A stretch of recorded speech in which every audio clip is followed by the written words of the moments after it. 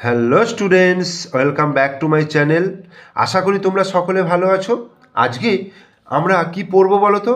আজকে আমরা সবাই মিলে পড়বো তোমাদের যে ক্লাস 10-এর বই রয়েছে, ক্লাস 10-এর প্রথম চ্যাপ্টার অর্থাৎ একচল বিশিষ্ট দ্বিঘাত সমীকরণের কোষে দেখি 1.2 এর পেজ নম্বর হচ্ছে 10।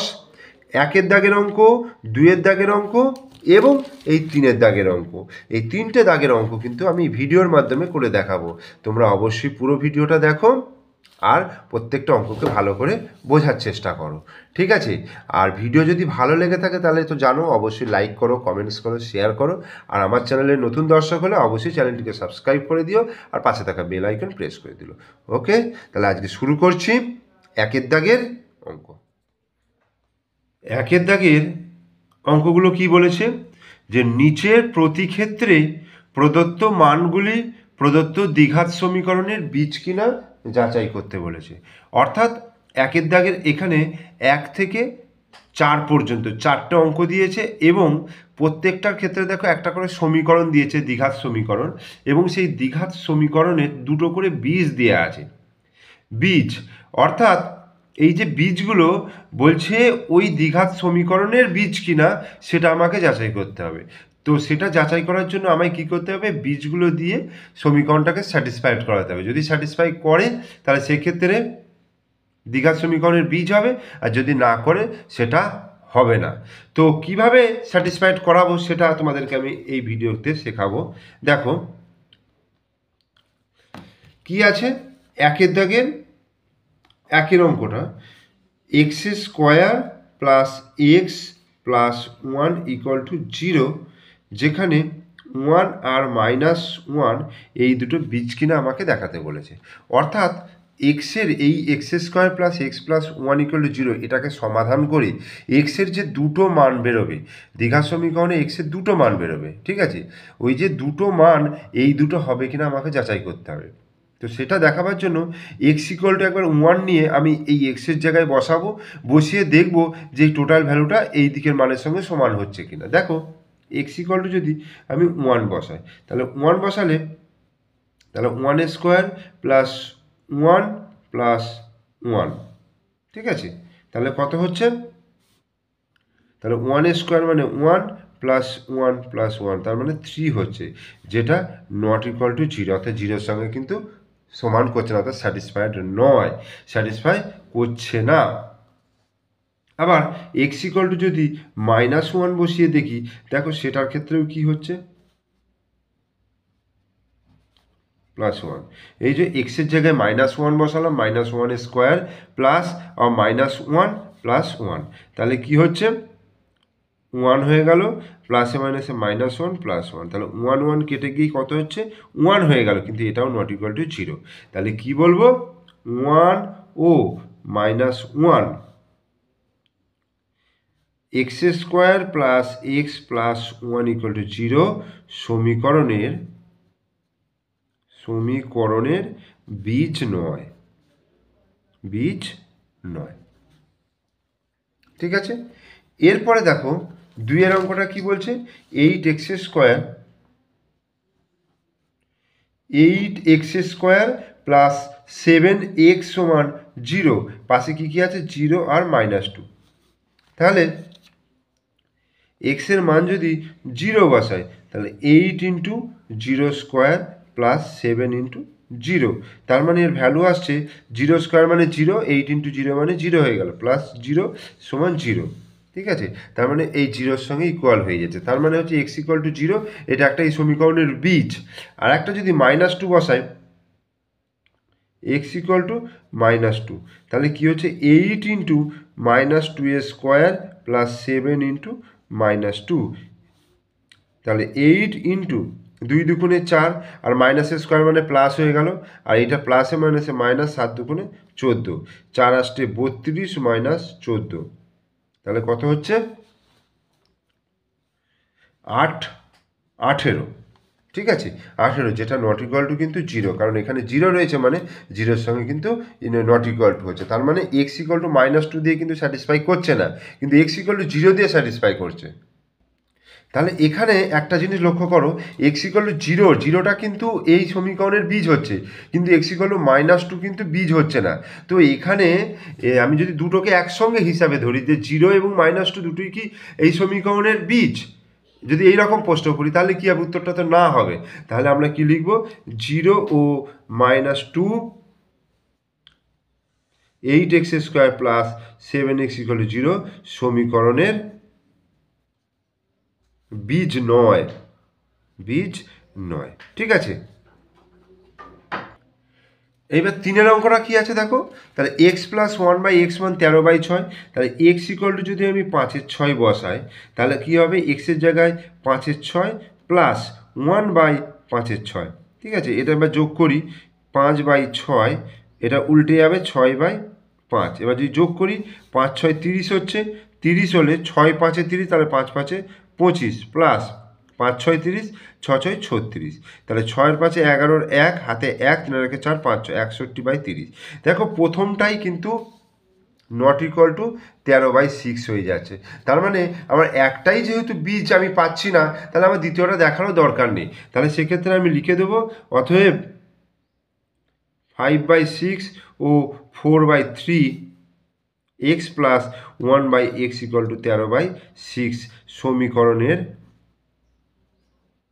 সমীকরণের বীজ নয়। আর 4 নম্বর অঙ্কটা দেখো কি বলছে, x² -√3 into x -6 equal to 0, যেখানে -√3 আছে আর একটা আছে 2√3। তো এখানে কি করব, x ইকুয়াল টু -√3 এটা বসাবো, দেখো -√3 তার স্কোয়ার -√3 ইন্টু এক্স এর মান হচ্ছে -√3 -6। দেখো মাইনাসের স্কোয়ার মানে প্লাস হয়ে যাচ্ছে, আর √3 স্কোয়ার মানে শুধু 3 হয়ে যাচ্ছে। এটাও মাইনাসে মাইনাসে প্লাস হয়ে গেল, √3 গুণ করলে 3 হয়ে গেল -6। তার মানে 3 3 6, 6 - 6 ইকুয়াল টু কত হয়ে গেল, 0। তার মানে আমার এখানে 0 হয়ে গেল, তার মানে এটা কিন্তু বীজ হচ্ছে। এবার আর একটা দেখি, x ইকুয়াল টু 2√3, এটাকে বসিয়ে তাহলে 2√3 তার স্কোয়ার -√3 ইন্টু 2√3 -6। তাহলে এটা কি হবে, 2 2 4, 2 এর স্কোয়ার মানে 2 2 4 ইন্টু √3 স্কোয়ার মানে 3, তার মানে 4 3 12 হয়ে গেল -2। আচ্ছা 2 আর √3 3 হচ্ছে, তাহলে 3 2 6 -6, তাহলে 12 -6 হচ্ছে 12, তাহলে 0। এটাও কিন্তু স্যাটিসফাই করছে। তাহলে এক্ষেত্রে কি লিখব, যে এখানে আমি উত্তরটা লিখে দিচ্ছি, একটু অন্য কালারে করে দিই, যে -√3 আর 2√3 x² -√3 into x -6 equal to 0 সমীকরণের বীজ। ব্যাস, তাহলে আমার একের দাগের অঙ্কগুলো হয়ে গেল। 2-এর দাগের 1-এর অঙ্কটা দেখো, বলছে কে এর কোন মানের জন্য, কে এর কোন মানের জন্য 7x² plus kx -3 equal to 0 সমীকরণের একটি বীজ 2-এর 3 হবে, হিসাব করো। কে এর কোন মানের জন্য 7x² plus kx -3 equal to 0 সমীকরণের একটি বীজ 2-এর 3 হবে, হিসাব করো।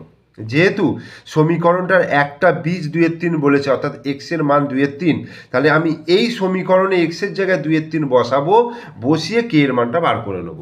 ঠিক আছে, যেহেতু তাই কি লিখবো, যেহেতু 2-এর 3 7x² plus kx -3 equal to 0 সমীকরণের একটি বীজ,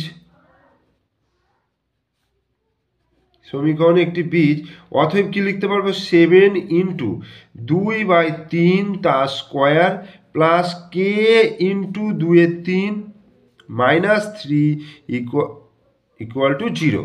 ঠিক আছে, স্যাটিসফাই করবে, এটা 2-এর 3 বসিয়ে দেওয়া মানে এটা স্যাটিসফাই করলো। ঠিক আছে, অর্থাৎ এটার ভ্যালুটা 0 আসবে, সেই জন্য ইকুয়াল টু 0 করেছি। তাহলে 7 গুণিত 2-এর স্কোয়ার মানে 2 2 4/3 স্কোয়ার মানে 3 3 9 প্লাস 2k/3 -3 ইকুয়াল টু 0। তাহলে 4 7 28/9 প্লাস 2k/3 - 3 = 0, বা 2k/3 সমান হচ্ছে -3টা এদিকে এলে +3 হয়ে গেল, আর এটাকে এদিকে নিয়ে এলাম -28/9, বা 2k/3 সমান, এটা দেখো 9 লসাগু হচ্ছে 3 × 9 = 27, 27 - 28, তার মানে এখান থেকে কি আছে -1/9। তাহলে এবার কোনাকুনি গুণ করি, 2k × 9 মানে 9 × 2 = 18k সমান 3 × 1 = -3, বা k = হচ্ছে -3/18, 3 × 1 = 3, 3 × 6 = 18, অর্থাৎ k এর মান হয়ে গেল -1/6। তাহলে আমার এটাই কিন্তু উত্তর হয়ে গেল, k এর মান হয়ে গেল কত, -1/6।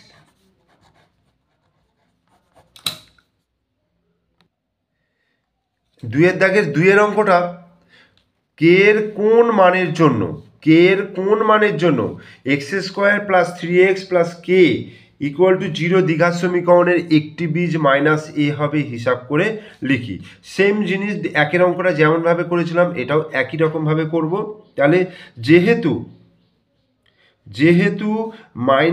-a x² + 3ax + k = 0 সমীকরণের একটি বীজ, অতএব কি লিখতে পারবো, x² x এর জায়গায় -a, তাহলে -a² + 3 × a × x এর জায়গায় -a বসালাম, প্লাস k = 0, বা -a² মানে a², অর্থাৎ -a² মানে প্লাস হয়ে যাচ্ছে, +a², প্লাসে মাইনাসে -3a × a মানে 3a² প্লাস k = 0, বা -a² - 3a² 2a² plus k = 0, বা k = তাহলে কী হবে, -2a² এদিকে এলে +2a²। তাহলে এটাই কিন্তু আমাদের উত্তর হয়ে গেল, k = 2a²। This is the answer. 3-এর দাগের অঙ্ক বলছে, যদি ax² + 7x + b = 0 দ্বিঘাত সমীকরণের দুটি বীজ 2/3 এবং -3 হয়, তবে a ও b এর মান নির্ণয় করতে বলেছে। যেহেতু দুটো বীজ বলে দিয়েছে, তাহলে দুটো বীজে, অর্থাৎ x এর জায়গায় একবার 2/3 বসিয়ে a আর b দিয়ে একটা সমীকরণ আসবে, আর একবার -3 বসিয়ে, x এর জায়গায় -3 বসিয়ে a b দিয়ে একটা সমীকরণ আসবে। তাহলে দুটো সমীকরণ আসবে, সেই দুটো সমীকরণ থেকে যে কোনো পদ্ধতিতে, আমরা ক্লাস 9-এ শিখেছি, যে কোনো পদ্ধতিতে আমি a ও b এর মানটা বার করে নিতে পারবো। তাহলে দেখো, ax² + 7x + b = 0, তাহলে x এর জায়গায় আমি বসাচ্ছি 2/3, তাহলে a × 2/3 তার স্কোয়ার প্লাস 7 × 2/3 প্লাস b = হচ্ছে 0, বা 2 × 2 = 4, a/3 × 9 প্লাস 7 × 2 = 14/3 প্লাস b = হচ্ছে 0। তাহলে এইবার দেখো, 9 আর 3 এর লসাগু কত হবে, 9। তাহলে 9 দিয়ে যদি আমি সবকটাকে গুণ করি, তাহলে 9 দিয়ে গুণ করলে এটা 4a হয়ে যাচ্ছে, কারণ 9টা কেটে যাচ্ছে, প্লাস এটাকে যদি, আচ্ছা আমি এটা একবার করেই দেখাই, এটা গুণিত 9, ঠিক আছে, যুক্ত 14/3 গুণিত 9 প্লাস b গুণিত 9 সমান 0 গুণিত 9, সব কটাকে 9 দিয়ে গুণ করলাম, তাহলে 9 9 কেটে গেল, তাহলে কি হয়ে গেল, 4a এসে গেল। এটা দেখো 3 × 3 = 9, তার মানে 3 × 14 = 42 এসে গেল, প্লাস 9b সমান 0 × 9 মানে 0। তাহলে 4a প্লাস 9b প্লাস 42 = 0। তাহলে এটা একটা ইকুয়েশন চলে এলো। এইবার x = -3 বসাবো, ax² + 7x + b = 0 সমীকরণটা, তাহলে x এর জায়গায় কত বসাবো, -3, বা a × -3² + 7 × -3 প্লাস b = হচ্ছে 0, বা মাইনাস 3 স্কোয়ার মানে 3 3 9, 9a 3 7 21 minus 21 plus B equal to 0, that is 9a plus B minus 21 equal to 0। এটা হয়ে গেল। তাহলে দুটো ইকুয়েশন হয়ে গেল।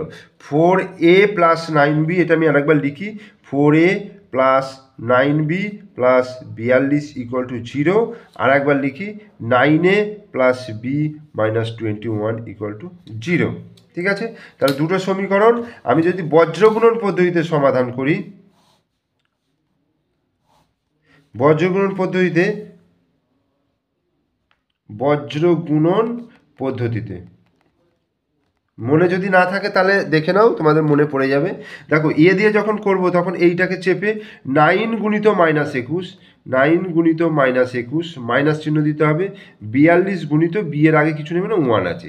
এবার যখন বি এর জন্য করব তাহলে 42 গুণিত 9, 42 গুণিত 9 মাইনাস 4 গুণিত মাইনাস 21, 4 গুণিত মাইনাস 21, আর 1 এর জন্য 4 ইন্টু 1, 4 ইন্টু 1 মাইনাস 9 ইন্টু 9। ওকে, তাহলে হয়ে গেল। এবার এটাকে আমি ক্যালকুলেশনটা করবো। দেখো এ বাই 9 1 9, 9 2 18, 189 মাইনাস 42 সমান বি বাই 9 2 18 8 হাতে 1, 4 9 36 আর 1 37 মাইনাসে মাইনাসে প্লাস 4 1 4, 4 2 8 ইকুয়াল টু 1 বাই 4 1 4, 9 9 81।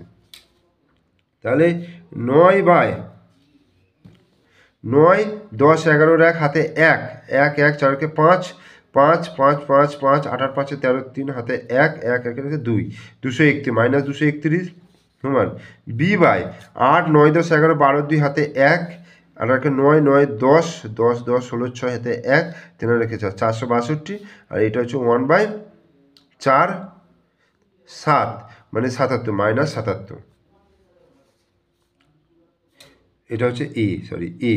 অতএব এ সমান কত হয়ে গেল, মাইনাস 231 বাই মাইনাস 77।